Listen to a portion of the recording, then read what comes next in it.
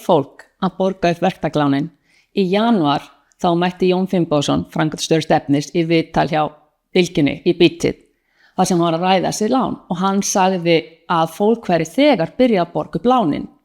Og ég hugsaði, er það bara ég sem horfa á þetta sem eitthvað rautt flagg að þú tekur lán í október að þú veljir að borga inn á það eða borga þau upp 3 mánuði seinna ef þetta svona frábær vara?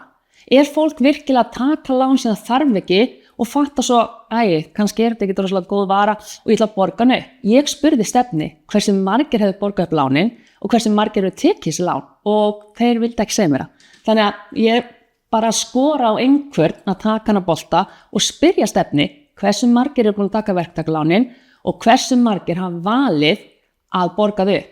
Þetta minnir mér svolítið á myndina He's Not That Into You, þar sem að vinkonum voru svolítið að tala ómögulega menn sem þeir eru að deyta og það var alltaf ég held að muni gera því brók og ég held að muni stíga fram og fara að trýta mig almennilega vegna þess að hún Sigga vinkonuna Gunnu, hún deytaði svona mann í 3 ár og hann endaði að biðja hann og þau eru gift í dag. Já, vegna þess að hann frávikinn. Þannig að það auðvitað að segja, það byrjað að borga upp lánið, það það bara einn. En mig langar virkilega að vita hversu margir búin að borga upp lánin og af hverju fólk að taka þessi lán ef þarf ekki að halda. Þannig að ég skora á einhvern takið boltan og komist að þessu, vegna sem ég fekk ekki þessi svör.